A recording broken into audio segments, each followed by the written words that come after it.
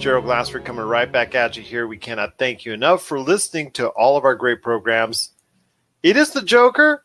It did so well. In fact, it earned an October record, almost $100 million domestically here at the box office. It has truly got everybody talking in so many different ways about so many different facets of the movie, but also leading into so many different issues in regards to, society, mental health, class relations, so much more. It's bringing that conversation to light, but is it a good movie? I know I shared my thoughts with Josh, but I want to go ahead and share some thoughts right now with my good friend. He is the man behind Hunniqueen. You got to hear everything that he's doing today. Hunniqueen is still available on so many different podcast outlets, plus also anytime he goes on, whether it's on board with one of his thoughts that he has on pop culture right here on the show. It's always great to have him on. It's, again, my good friend, Jason Todd Fineburgh. Jason's just great to have you on the show. And before I get you on, I want to just mention, for the next 15 minutes, just let everybody know, we're going to do some spoilers. So if you haven't seen Joker yet and you don't want to be spoiled, sorry, we're going to that spoiler area for the next 15 minutes. Come back right around the 45-minute mark, and me and Josh are coming back with the rest of the show. But for right now, the floor is yours, my friend. Your spoilery thoughts on the Joker. This is a character that's been talked about since the 30s. And why is he the most popular Batman villain? I mean, after all, Teenage Mutant Ninja Turtles had Shredder. When he went away, people were ballistic. We had Krang, but when they went away, people went ballistic. When Mumra left Thundercats and we brought in, I think, the Berserkers, people went ballistic. When Cobra Commander went away and we got Serpentor, King people went ballistic. You get the idea. When Megatron became Galvatron. But somehow Batman has these rogues. Joker, I don't know if it's because he's a clown. We don't know his origin. He has nothing to lose. He makes that an interesting point. And I have to say, out of all the live action adaptations that fans have whined and complained about and say, well, this doesn't happen in the comics. Let me just say here right now, for everyone who is a fan of comic books, it's called an adaptation. That's number one. Second of all, the last couple of times that I sat in a theater to see comic book movies done word for word and frame by frame, and that's Zack Snyder's Watchmen, and that was an animated version of The Killing Joke, it didn't do that well because there was nothing new brought to the table. It was just playing it safe and doing the same thing. I like the fact that the game was changed. Now, I have some issues with the timeline.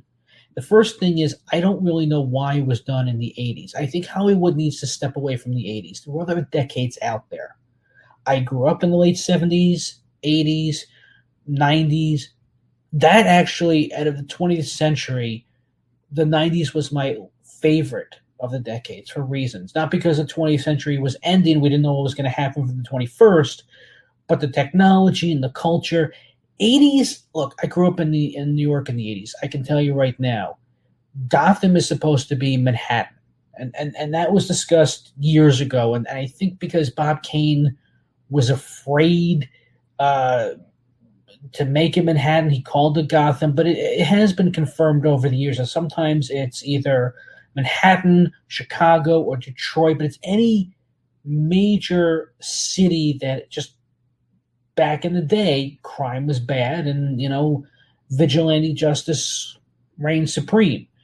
In this case, however, we're going to deal with Joker's take on it. And the thing that I find interesting on this is that this takes a bit of Killing Joke, a bit of Dark Knight Returns, and it gives us an interesting adaptation, but again, it's still multiple choice. We don't know everything about Joker because as soon as this was announced, that we were going to get a true origin story by Martin Scorsese. We know DiCaprio was going to be there. People like we're sick of Joker and you can't do an origin. But we still have our pie and eat it as well.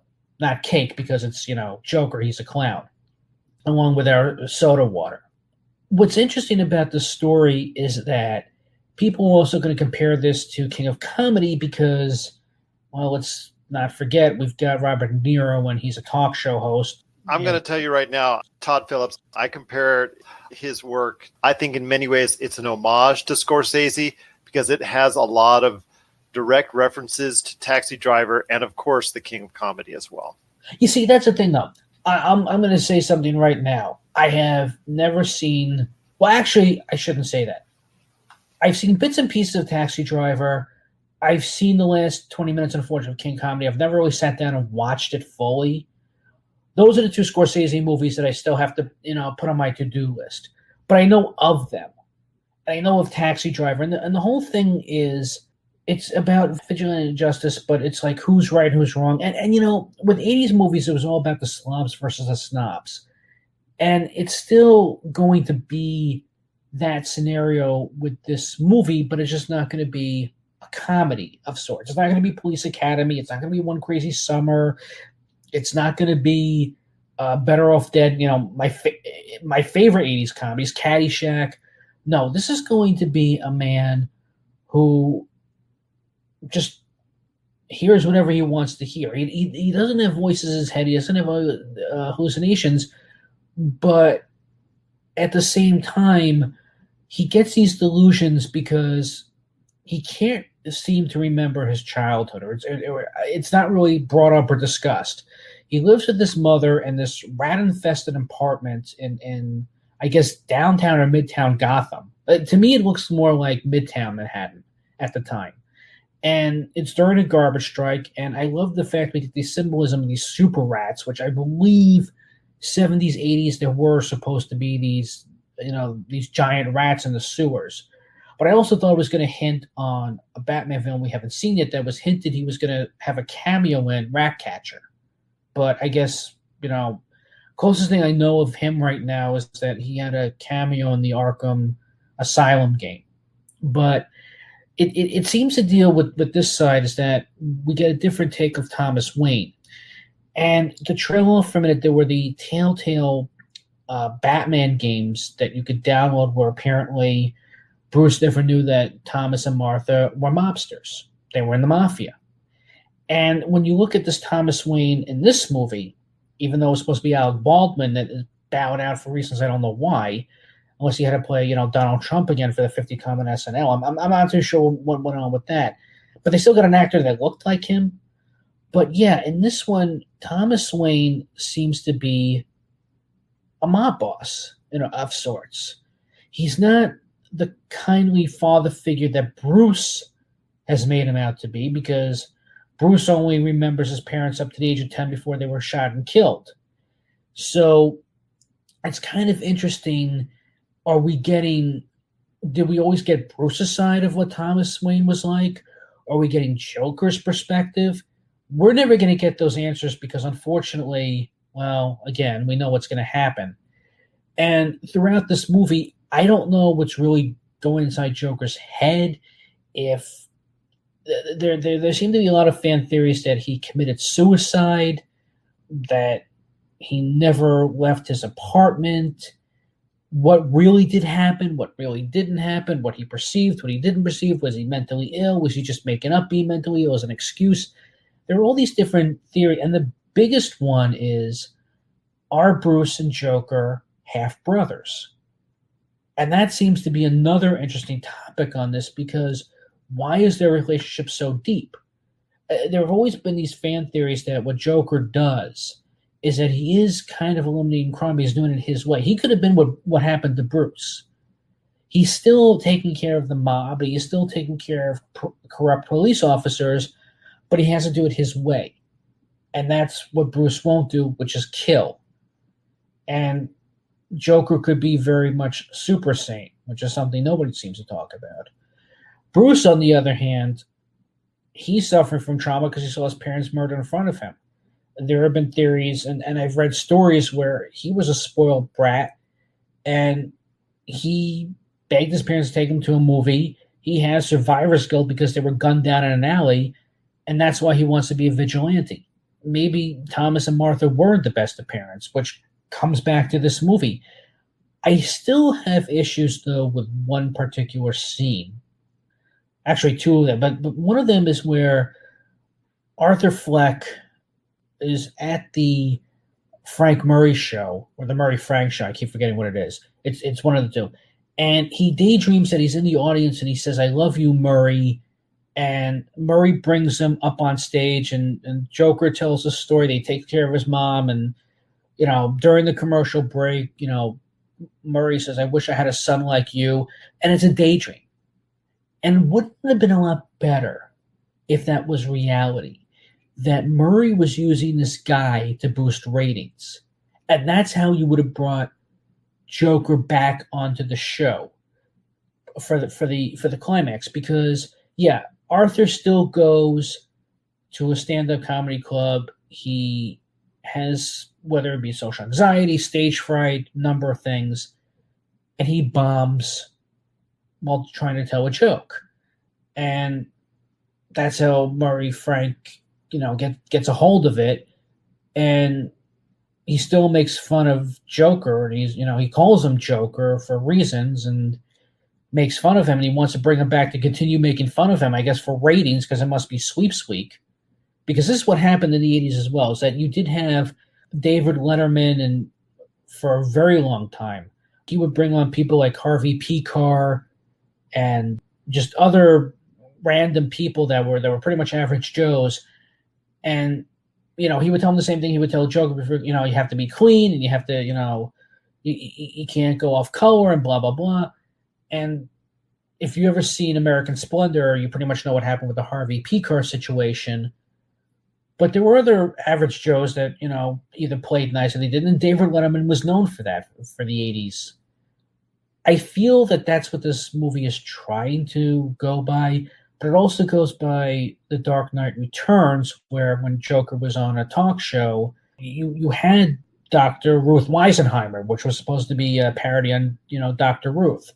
And you had an Ed McMahon type of character. And Joker was trying to say that he's sane, but he's going to kill everybody in the audience. And he kills the host, everybody, and just says, so many people, so few smiles.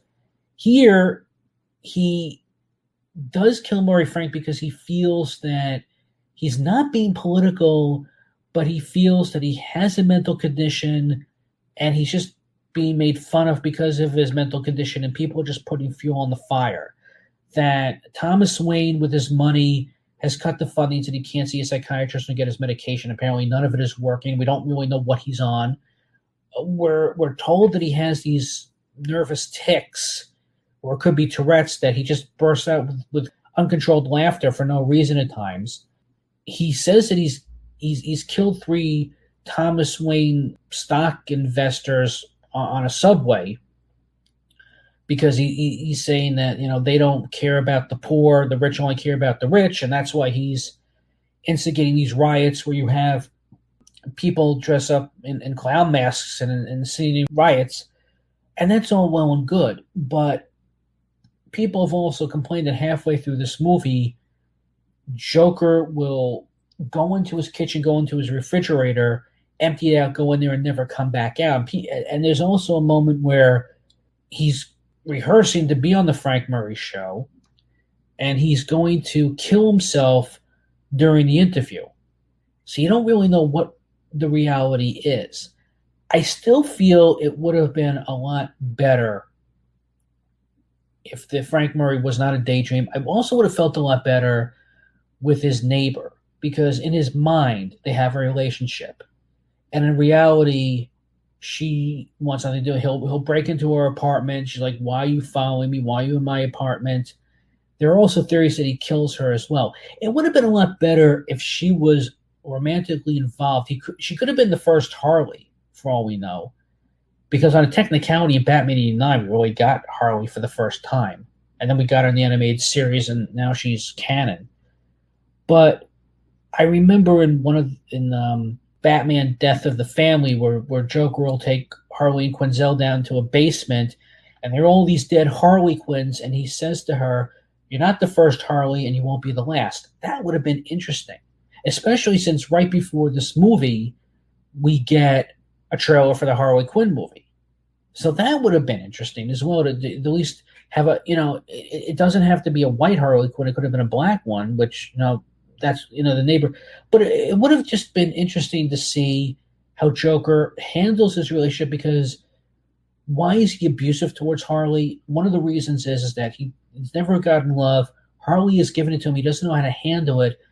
And the other reason is because he's so determined now on making the world laugh and killing Batman that Harley is throwing a monkey wrench into his plans. That would have been interesting to put that in the movie instead of just having, oh, Arthur was delusional, this neighbor was not in love with Arthur. I had a problem with that as well. And the third thing, now that I think about it, which I go back to whether or not Bruce and Arthur could have been half brothers, Thomas does tell Arthur one thing, and Alfred sticks by the story. But the more I think about it, and people are saying this as well, and Thomas does come off as a mafia boss. He doesn't seem to have power, money, and connections. He could have faked a birth certificate, never do a blood test, and it's never brought up.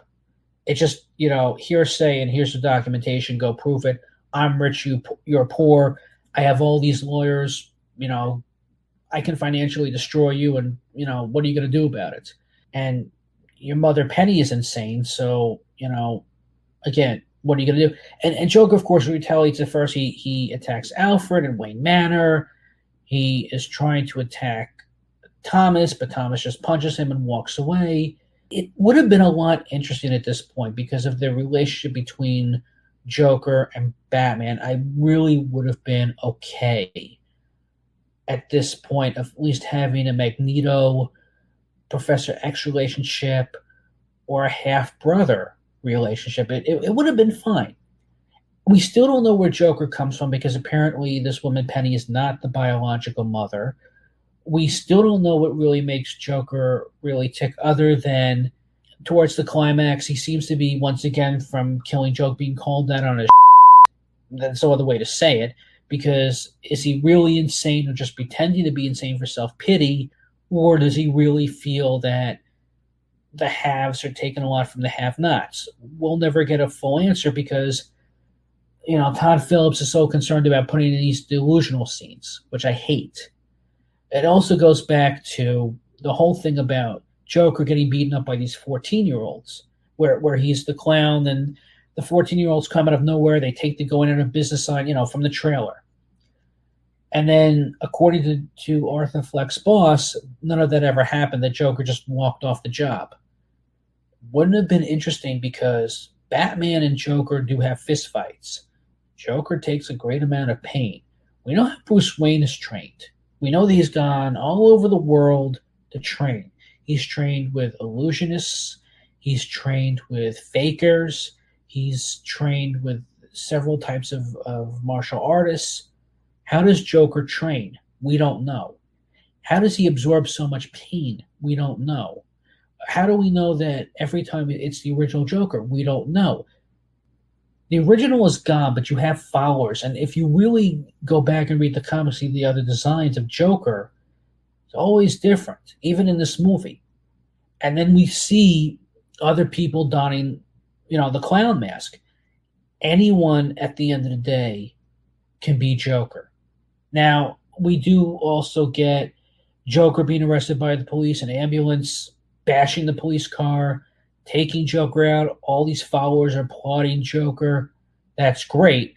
But then somehow I feel a test screener said no. And so we have to have this ending now where Joker is in Arkham. He may or may not have killed a doctor who's interviewing him and then killed two other orderlies in the hospital. I don't get that. That also, as you know what, actually, I'm so glad you talked about that because it seems like it was shoehorned in at the last second. I don't understand why it's there either. It just makes it think, or it makes you as a viewer think that everything I just watched for the past 2.5 hours was absolutely fake. The whole idea of the movie and the premise is, okay, what is real and what is not real? What is in Arthur Fleck's mind and what is actually reality? And the perception there, when you have that last scene, the way it is, the way it's structured, where it's placed, it just makes it seem like, you know what? To some people, they're thinking as they're going out of the theaters, what just happened and why is that there? It just seems so oddly placed. could this movie have been actually taken in any sort of reality at all? It could have been. And I go back to what I said 5 times, and I'll say it the final time and 6 times after that. No, again, the first time that the Joker's in the studio audience should have not been a fantasy. That should have been a reality. That should have had some sort of relationship. Frank Murray could have been desperate for ratings and brought Joker along and secretly just been using him for ratings. Kind of like Natural Born Killers.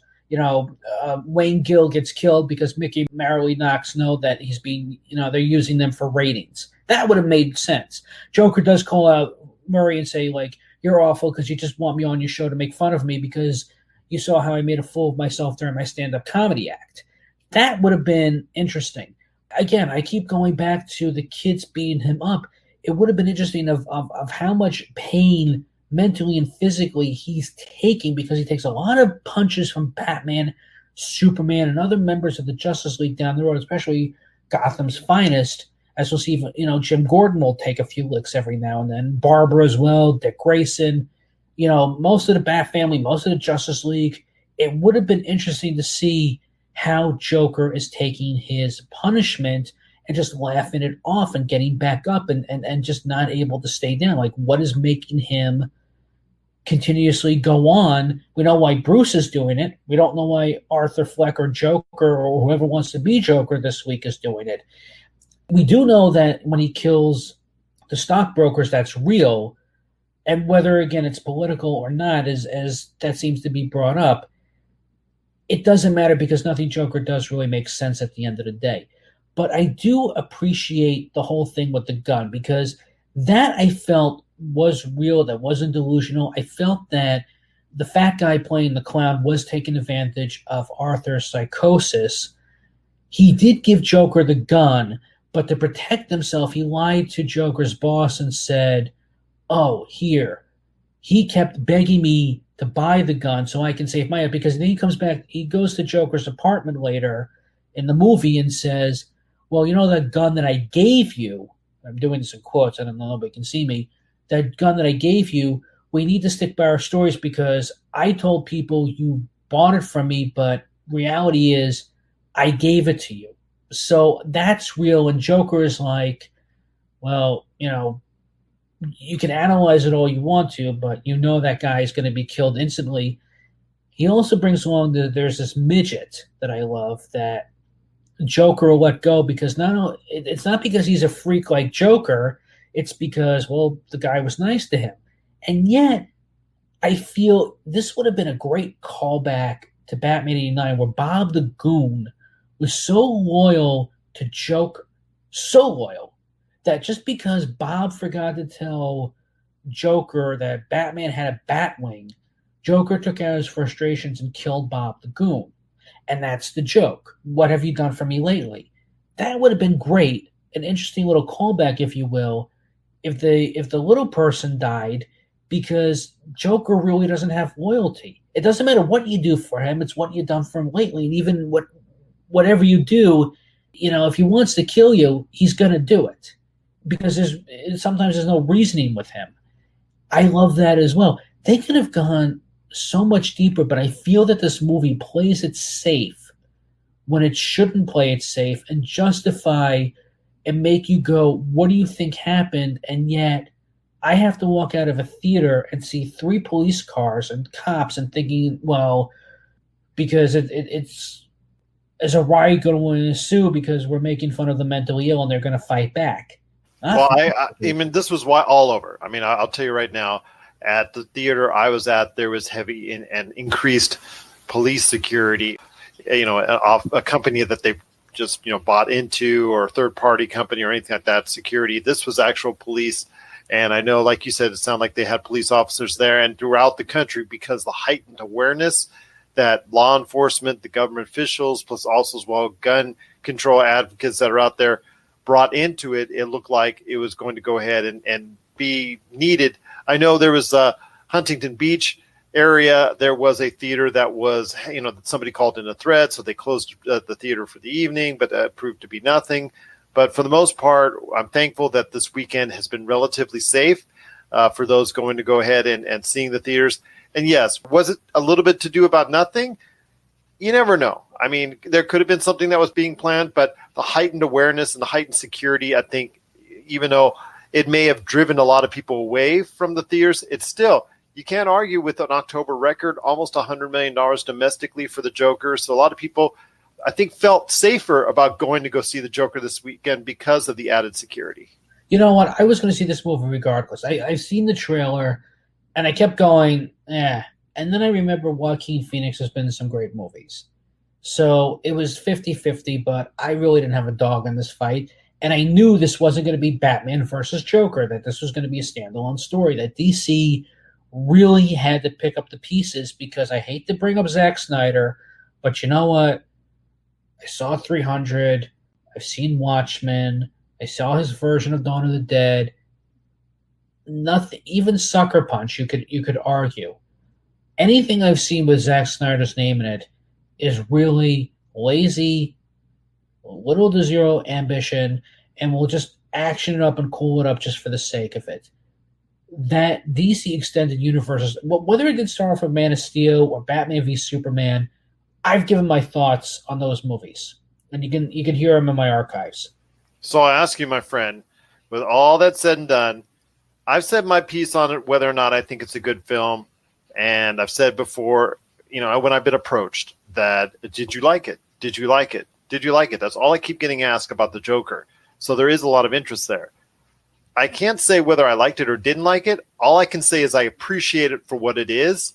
It's a very dark journey into a very dark place for an individual, and how society and culture can treat mental illness as a whole. So I think it's something that a lot of people need to be aware of and see, because this happens to an extent in our society today. But as a movie, like I said, I appreciate it. I can't say I liked it or didn't like it. I think it's a very good movie. But again, it's not something you go in there and enjoy and you go, ha, ha, ha, and done. I just will tell you this, that it's something that I think it's a very good movie. Is it deserving of all the buzz? I think it is, most of the buzz. I'm not sure it's the best movie of the year so far. It's going to be somewhere in my top 10, at least as of now. I don't know where it falls just yet, because I can't. It's just weird. It's just a very hard movie to describe, because it goes to a very, very dark place. But I want to hear your thoughts, my friend, on the Joker. Well, you could see it. I guess the audience at home cannot. But behind me, I have a picture that was drawn by Neil Adams of Joker holding up his bloody hands. Next to him, I have a cosplayer as Harley Quinn. Below it was a former Disney artist that drew a picture. One side is Mickey Mouse as Batman, the other side is Joker as Donald Duck, or vice versa. And below that is a character as me as Harley Quinn. I really became a Bat fan in '89 when all the hype came about. I did hear about Dark Knight Returns and Killing Joke, and I tried to read them. I couldn't get into them, and I got into them more in college. The animated series, the same thing. Batman 66, you get the idea. There have been so many versions and variations and talks and discussions and fanboys, and it's been 80-somewhat years. What can we do to change the game? I don't feel that Todd Phillips should be part of the DCEU, but on the other hand, I think he should have replaced Snyder and actually replaced Matt Reeves. I feel bad what happened with Snyder and his family a couple years ago during Justice League. We discussed that. I get it. But Snyder was not the person to give us a realistic Batman movie. I mean, I'm not even going to take away what Nolan did. He tried. But after Dark Knight, he just stopped caring. And so who do we have that really cares regarding the movie universe? I feel Todd Phillips put his pants on one leg at a time. Let's see. What's the best way to analyze this? Winded up the stopwatch, getting ready, set, go, bang. Hasn't tripped over the finish line. But just felt that he wanted to take a couple steps back and let Matt Reeves win, because Matt Reeves will be directing the Batman. I know that the timeline doesn't make sense between Joker and Bruce, but you know what? We never know how old Joker is anyway, and people think that I'm 25 when I'm in my 40s. Age is just a number how you take care of yourself. And both these characters, I feel, and actors, I feel would take care of themselves. I really would like to see Joaquin Phoenix back. I feel there's more to tell. Yeah, there are these one-off graphic novels, and there is a one-off graphic novel with Joker, but I feel that this movie, does it live up to the hype? No, because there was really never any hype because nobody cared anymore about this character. People wanted to see Riddler or Penguin again and have them given another chance, or Two-Face. It's a good story. It's not a great one. It trips one too many times. It's not going to matter what I say because it's going to make hundreds of millions of dollars regardless, and the screens are going to be closed, and people are going to rent this in the courtesy of their own home, and that's just going to be the way it's going to be. But I feel that it's a pilot for something. I feel that Phillips needs to be part of this universe. I feel that Joaquin Phoenix needs to be part of this universe. I don't feel anything for the actor who plays Alfred because he needs to stay off both the kidney and the shepherd's pie. Bruce, we didn't really see much of him. I really didn't care for the young Bruce. And it's a shame that, Domino from Deadpool 2 played the love interest, whatever happens to her. I could have seen her as a Harley Quinn. But this movie, it drags a little, it disappoints a little, but it's never boring. But I just feel that there were too many studio notes. That's the problem. And that tacked on ending, which just didn't make sense or just pissed a lot of people off. Professionally, I got to go right down the middle, 2.5. But personally, I'll definitely get it on digital. I don't care about the audio commentary or the behind the scenes anymore, mind you. But I will be adding this to my... It does make up for Killing Joke, Suicide Squad, and Batman v Superman, and Justice League. And and to me, that's saying a whole lot. Once again, I have Jason Todd Fineburgh from Hunniqueen. You got to check out all the great stuff that he has done with his Hunniqueen show. Just Google it out there. It's on so many different podcast outlets. My friend, I just truly appreciate you sharing your thoughts on the Joker movie with us here today. And before we head on out, what you up to, my friend? What can people do as far as following what you're doing, your thoughts on pop culture? Just set up the Hunnic symbol. I've been saying this for a while. Life and school, I'm finishing up my accelerated nursing program and everything else. So my archives are coming back on. And in the archives, Gerald has been on where we talked about Justice League 2017. You can also see my archives where I've talked about the graphic novel of Joker, Killing Joke, a couple of Joker stories, as well as the animated version of the Killing Joke. And also, if you search, I was a guest on Astro Radio Z. I think you'll find that on YouTube. I've also talked about Killing Joke on there as well. So if you look on the archives, you search for them, and if you cannot find them on YouTube or on Podbean, just email me at hunnickfeedback@gmail.com because they're slowly and surely starting to come back into the fray. But next year, when all is said and done, I'm going to have something, big to announce again, whether it be on YouTube or podcasting. But for now, I'm just going to be guesting all over the place, mostly on Batman, a lot. But yeah, the best, any comments or questions, hunnickfeedback@gmail.com. That'll be the best way to get in contact with me. Once again, he is Jason Todd Fineburgh from Hunniqueen. Just type in the words HUNNIC, and it comes right up for you. My friend, it's just been great hearing your thoughts on the Joker. Again, it's a big win for Warner Brothers, and we'll see where the Joker heads towards the future. Maybe some Oscar buzz for Joaquin Phoenix, Todd Phillips, or the movie. We'll have to wait and see. And also where possibly the Joker could lead into the DC universe. I mean, that's another larger story if it's going to be a one-off like Todd Phillips is saying, or if Warner Brothers can't resist the chunk of change by putting the Joker and Joaquin Phoenix into a different timeline in the DC universe. So, but that is another conversation for you and I have down the road, and because that will probably be another great one as well. And if we do, because between It Chapter 2 and Joker, they threw Harley Quinn in front of us. I don't know if we'll discuss it.